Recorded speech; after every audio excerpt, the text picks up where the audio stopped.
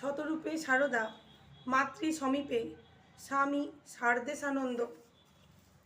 এক ভক্ত দম্পতি জয়রামবাটিতে এসেছেন মায়ের কাছে।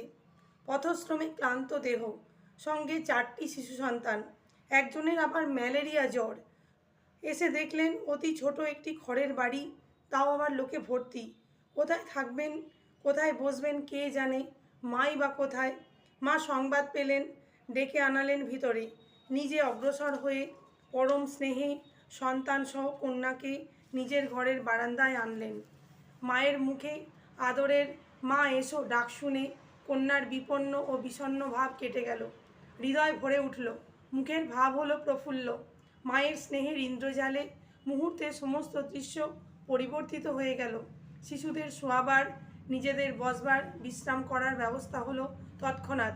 মা নিজের ঘরের দরজার একপাশে মাদুর বিছিয়ে দিলেন। শুধু তাই নয়, শিশুর দুধ এমনকি ওষুধ পর্যন্ত চলে এলো। মায়ের ঘরে মেয়ের কি কোনো অভাব থাকে বা সংকোচ? কিছুক্ষণের মধ্যেই দেখা গেল মায়ের বাড়ির অন্যান্য মেয়েদের সঙ্গে বোনের মতো তিনি কলসি কাঁখে পারুজ্যে পুকুরে চলেছেন স্নান করে জল আনতে। ভক্ত দম্পতি ফিরে যাচ্ছেন। মা সদর দরজায় দুচোখ ভরা জল নিয়ে এক দৃষ্টে চেয়ে আছেন যতক্ষণ দেখা যায়। তারা দৃষ্টির বাইরে চলে যাবার পর দীর্ঘ নিঃশ্বাস ফেলে ফিরে এসে পা মেলে কোলের ওপর হাত রেখে খুব বিমর্ষভাবে বসে পড়লেন নলিনী দিদির ঘরের বারান্দায়। হঠাৎ কিছুক্ষণ পর দেখা গেল ভক্ত দম্পতির একটি গামছা পড়ে আছে। মা দেখে খেদ করতে লাগলেন। সেবক সন্তান তখন সেই গামছা হাতে নিয়ে ছুটে চললেন তাদের দিয়ে আসতে। তারা তখনও বেশি দূরে যাননি। গামছা দেখে তারা লজ্জিত হলেন এবং সন্তানের নিকট কৃতজ্ঞতা প্রকাশ করে গামছা নিয়ে আবার সহর্ষে পথে চলতে আরম্ভ করলেন।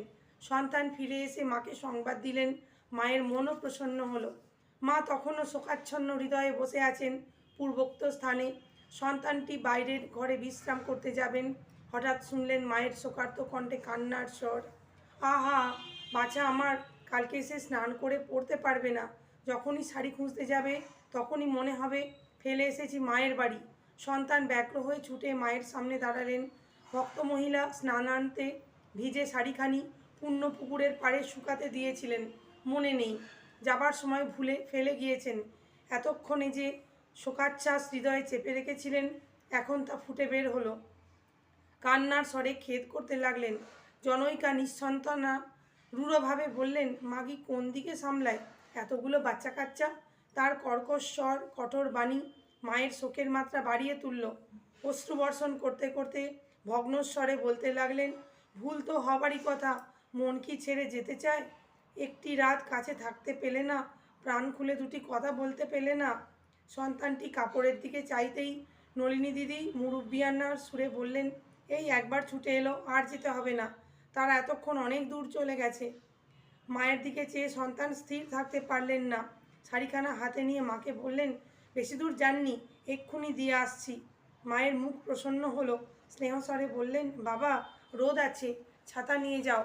ভক্তেরা অনেক দূর গিয়েছিলেন। তাকে দৌড়ে আসতে দেখে অতীব বিস্মিত হলেন এবং শাড়ি দেখে তখন ভক্ত পরিবারের মনে পড়ল শাড়ি রোদে শুকাতে দিয়েছিলেন, আনতে ভুলে গেছেন।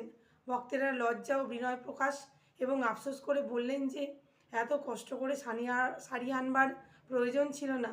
সন্তান যখন মায়ের দুঃখ ও উদ্বেগের কথা জানালেন, তখন প্রথমে তাদের মন বিস্মিত ও স্তম্ভিত হলো। পরে মাতৃস্নেহে দেহ পুলকিত ও হৃদয় বিগলিত হয়ে গেল। জয় মা।